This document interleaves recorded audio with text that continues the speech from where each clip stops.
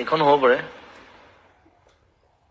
Guitar লোৱাখন নে guitar লোৱাখন guitar লোৱাখন চাগে 12 বছৰমান আগৰ হ'ব 12-15 বছৰ 12 বছৰমান আগৰ 2005 মান হ'ব কাৰণ সেই সময়তে মই প্ৰথম চুলি কাটিছিলো দীনবন্ধু চিনেমাৰ কাৰণে ভাইমন্দাৰ যিখন কৰিছিলো তাৰ আগলৈকে মোৰ চুলি দীঘলে আছিল বহুত বছৰ চিনেমাৰ কাৰণে চুলি কাটিবলগীয়া হ'ল তাৰপিছত ৰখা নাই আৰু সেইখন ফটো হ'ব চাগে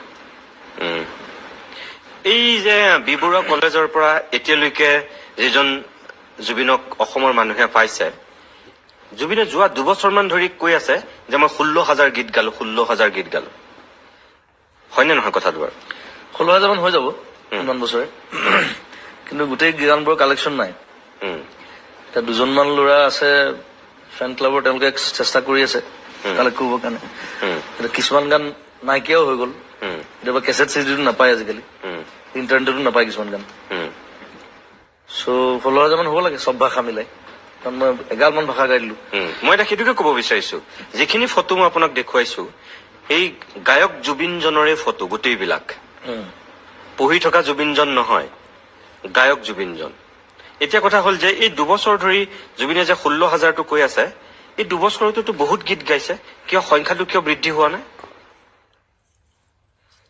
নাই সংখ্যা বৃদ্ধি হৈ আছে আপুনিতো 16,000 গীত গাইছে বুলি কৈ আছে মোটামুটি সেই এতিয়া আৰু বেছি হ'ব চাগে প্ৰত্যেক বছৰ কিমান গাম এতিয়া বৰ আগতকে প্ৰডাকশ্যন কমি গ'ল আজিকালি প্ৰডাকশ্যন নহয় ইমান প্ৰডাকশ্যন হাউচবিলাক বন্ধ হৈ গ'ল তথাপি এভৰি ইয়াৰ মই গাওঁ 300-400 গান গাওঁ আজিও গাম মই ৰাতি 3টা গান গাম আজি কেলকাতাৰ পৰা আহিছে পাৰ্টি বেংগলী আছে অসমীয়া আছে থিয়েটাৰৰ গান আছে চ' সেই ধৰণে হিচাপ কৰিলে বেছি হ'ব এটা ৰাতিত আপুনি কিমান গীত গাব পাৰে মই হায়েষ্ট গাইছো মই 36টা গান গাইছো এদিন সেইটো আচলতে ৱৰ্ল্ড ৰেকৰ্ড হয় এটা ৰাতিৰ ভিতৰত এইটো যোৰহাট আৰু গোলাঘাটত আছিলে যোৰহাটত গাইছো মই প্ৰায় 25টা মান তাৰ পৰা আকৌ গোলাঘাট গৈছো ৰাতি গোলাঘাটত গৈ পেলাই আকৌ 10টা মান গাইছো টোটেলি ৰাতিপুৱা সময়ত মোৰ লগৰ কেইজনে কৈছে তই আজি কিমান গালি গম পাইছ নাই 36টা গান গাই দিলি বোলা মানে 2টা ফাংচন আছিল নহয় ফাংচন নহয় ৰেকৰ্ডিং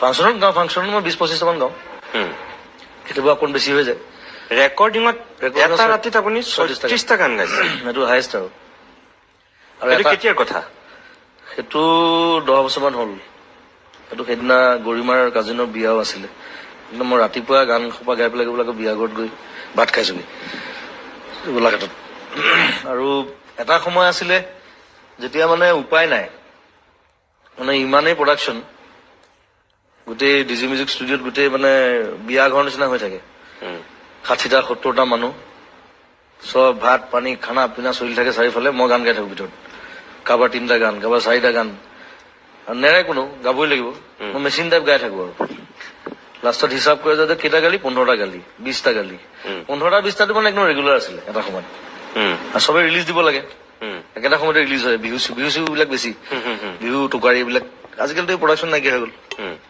এতিয়া মই হাৰ্ডলি কেইটা সেই সময়ত মই বিহু গাওঁ প্ৰায় এবছৰত 250টা মান ইহঁতে মানস ৰবীন বিমান বৰুৱা আৰু বোম্বেত থাকিলে বোম্বেলৈ যায় 15টা-20টা গান লৈ যায় চ' সেই ধৰণে একদম অকল লতত গাব লাগে আৰু সেইবোৰ নাইকিয়া হৈ গ'ল এতিয়া আৰু বেয়া লাগে কিন্তু সেইটো তেতিয়া অভ্যাস হৈ গৈছিলে তেতিয়া মই একো ফিল নকৰো নহয় সেই 15টা-20টা গান একেবাৰত বহো 6টা-7টা গাওঁ আকৌ অকমান ৰেষ্ট লওঁ আকৌ 6টা-7টা গাওঁ কণ্ঠটোৱে কি কষ্ট নাপাইছিল তেতিয়া এইটো ফিলে নহৈছিলে তেতিয়া নাজানো আৰু জোচটো খুব বেছি আছিলে আৰু ডিমাণ্ডটো আছিলে ন চবৰে গাব লাগিব দাদা ৰিলিজ কৰিব লাগে কিন্তু সেইটো কোনো চাগে মানুহেতো কেতিয়াও ভবা নাই যে জুবিনে এইটো একেবাৰতে 15টা গান গোৱা বুলি কাৰণ আপোনাৰতো কণ্ঠটো মানুহে ঠিকেই শুনিছে সেইটো গম নাপায় সেইটো আৰু কিবা এটা এনাৰ্জি এটা থাকে মোৰ নাজানো গাই দিবা এতিয়া খালি মই তেনেকে নাগাওঁ এতিয়া খুব বেছি 4টা-5টা তাৰপিছত মই কোনো নাগাওঁ ৰেষ্ট ল'ব লাগিব এতিয়া আৰু মন নাই আৰু সেইটো সেই উৎপাতটো কৰিবলৈ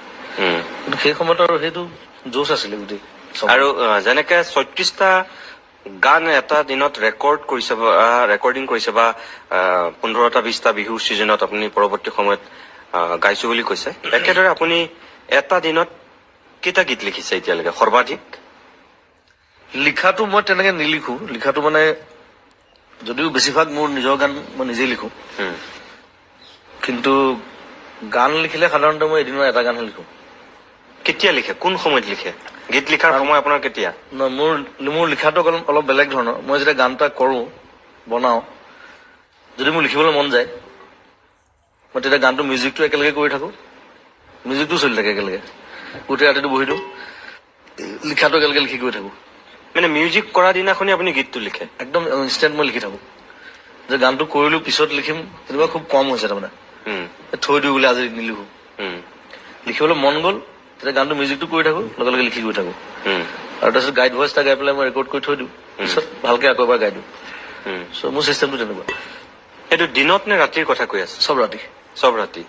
দিনত মই একো নাই, মই দিনত মানে শুই থাকো, কাছটোৰ নিচিনাকে শুই থাকো। 2-3টা বজাত উঠো, তাৰপিছত কাম আৰম্ভ হয় আমাৰ ৰাতি 9টা বজাৰ পিছত। তাৰ আগতে আৰু এতিয়াতো বাৰু এতিয়া মোৰ চিডিউলটো আৰু বেলেগ হৈ থাকিলে। এতিয়া মই শুই উঠাৰ পিছত আকৌ মানে সমাজ কল্যাণ কৰি থাকিব লাগে খাৰগুলিত।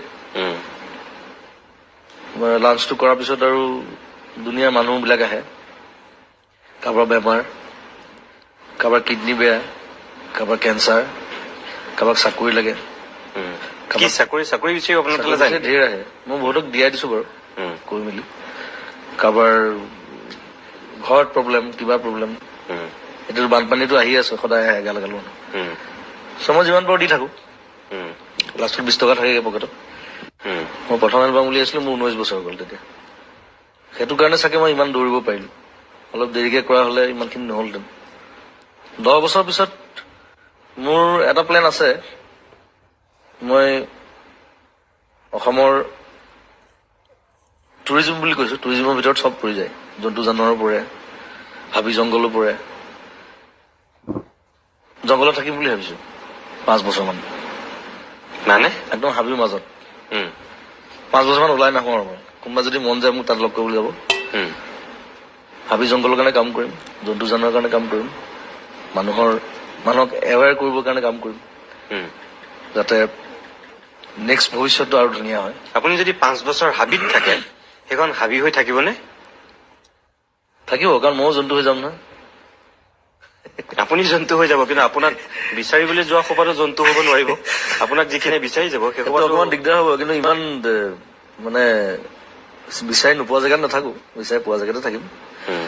কাজিৰঙা হওক, মানস হওক। কিয় ভাবিলে সেই কথাটো?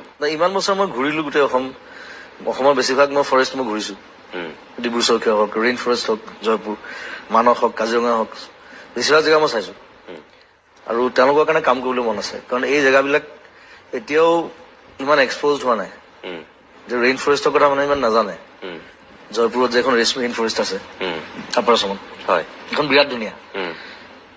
চ' সেই এক্সপ'জাৰটো লাগে আচলতে, সেইটো কাৰণে মই ট্ৰাই কৰিম। আপুনি জয়পুৰৰ ৰেইন ফৰেষ্টখনত কেতিয়া গৈছে? সেইখন মই যোৱা দিন হ'ল, কিন্তু 10 বছৰ মান হৈছে। খুনচাত প্ৰগ্ৰেম আছিলে অৰুণাচল, খুনচা যাওঁতে মই তাত সোমাই গৈছিলো, তাত আছিলো ৰাতি। ময়ো গৈছো সেইখনলৈ, কিন্তু এতিয়া আগৰ অৱস্থাটো এতিয়া নাই, কিন্তু অলপ এতিয়া মই গম নাপাওঁ কেনেকুৱা অৱস্থাত আছে, বৰ ভাল লাগিছিলে চাই। তাৰপিছত মই ডিব্ৰু চৈখোৱা গলো 5-6 বছৰ মান আগতে। ডিব্ৰু চৈখোৱা বিষয়ে খুব ভাল মানুহে নাজানে। তাত যে গিবনছ আছে, ৱাইল্ড হৰ্চ পোৱা যায় তাত, বনৰীয়া ঘোঁৰা, সেইবিলাক মানুহে খুব কম মানুহে জানে, সেইবিলাক জানিব লাগিব। আৰু ডিব্ৰু চৈখোৱা এটা মই কথা কওঁ, বৰ ইণ্টাৰেষ্টিং কথা, বেনুদা বুলি এজন মানুহ আছে তাত। আছে, আমি নিউজ কৰিছো। বেনুদা আছিলে আটাইতকৈ ডাঙৰ চোৰাং চিকাৰী আছিল তাত।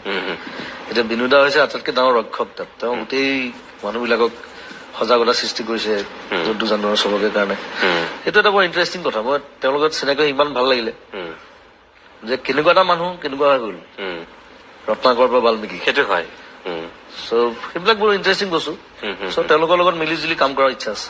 ঠিক আছে বাৰু, এনেকৈ আমি কিছু কথা পাতিম, কিন্তু আজি জুবিনৰ যিহেতু নতুন ছবি আহি আছে, ছবিখনৰ সন্দৰ্ভত আমি কিছু কথা পাতিম। প্ৰিয় দৰ্শক, জুবিন গাৰ্গে যিখন ছবি কৰিছে আপোনালোকে ইতিমধ্যে গম পাইছেই, কাঞ্চনজংঘা। ছেপ্টেম্বৰত ৰাইজৰ কাষলৈ যাব এইখন ছবি। ইতিমধ্যে দিন ৰাতি একাকাৰ কৰিছে এইগৰাকী শিল্পীয়ে আহিবলগীয়া সেই ছবিখনক লৈ। এইখন ছবি ছেপ্টেম্বৰত ছবিগৃহলৈ আহিব, আৰু এইখনৰ কাৰণে এতিয়া জুবিন গাৰ্গ ব্যস্ত। আৰু এইখন ছবিক লৈ শেহতীয়াকৈ জুবিন গাৰ্গ হলঠেকতো পৰিছিল।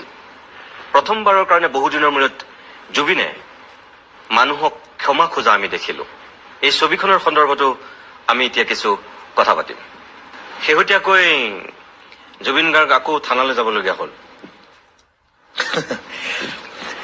থানালৈ গৈ থাকিবলগীয়া হয় মাজে মাজে মোৰ। এইবাৰ থানালৈ যাবলগীয়া কথাটো হৈছে যে এটা বিশেষ বক্তব্য, এটা মন্তব্য, আৰু সেই মন্তব্যটোৱে গোটেই ৰাজ্যত তোলপাৰ লগালে। সাধাৰণতে জুবিন গাৰ্গে কেতিয়াও ক্ষমা নোখোজে, সাধাৰণতে নোখোজে, কিন্তু এইবাৰ চাগে জুবিনে ফাৰ্ষ্ট টাইম নিজৰ ভুলটো স্বীকাৰ কৰিছে। নাই, ভুল কৰিলে স্বীকাৰ কৰিব লাগে আছিলে, কিন্তু আচলতে কথাটো কি, মোক কোৱাৰ মোৰ অভিপ্ৰায়টো বেলেগ আছিলে, কওঁতে বেলেগ হ'ল, শুনিবলৈ বেলেগ হৈ গ'ল। মই বেছি ধেমালি কৰি পেলাই কৈ দিলো কথাটো। কোৱাৰ পিছতে মই ভাবিছিলো, মই বোলো এইটো কিছুমান মানুহে বেয়া পাব কথাটো মই কলো হয়। মাজলৈ জাত পাতৰ কথা ক'ব বিচাৰিছিলো যে জাত পাতহীন এখন সমাজ, মানে এই যিবিলাক চিৰাচৰিত চলি আছে বামুণ খুদিৰ এইবিলাক, সেই বস্তুবোৰ নাইকিয়া কৰি দিব লাগে সমাজৰ পৰা। মই তেনেকে ভাবো চব সমান হ'ব লাগে। কাষ্টিজম, যিটো মই কাঞ্চনজংঘাটো দেখুৱাইছো, কাষ্টিজমৰ বিৰুদ্ধে এইখন চিনেমা। কাষ্টিজমে যে কি প্ৰব্লেম কৰিব পাৰে আমাৰ নতুন প্ৰজন্মৰ মাজত, সেইবিলাক দেখুওৱা হৈছে চিনেমাখনত। সেই কথাটো ক'বলৈ যাওঁতে কওঁতে ভুল হ'ল, আৰু সেইকাৰণে মই চৰি কৈছো তেওঁলোকক। আৰু এটা কথাৰ কাৰণে এটা কমিউনিটিয়ে বেয়া পাব নালাগে মোৰ মতে। মানে বেয়া পাই থাকিলে মোৰ নিজেও বেয়া লাগিব, আৰু ময়ো সেইটো কমিউনিটিৰ পৰা অহা, যদিও মই সমানভাৱে থাকো সবৰ লগত, আৰু সেই জাত পাতৰ সেই চিষ্টেমটোত মই বিশ্বাসী নহয়, বা আমাৰ ঘৰখনো নহয়। সেই ধৰণে কথাটো কওঁতে ভুল হ'ল, সেইকাৰণে থানালৈ যাবলগীয়া হ'ল।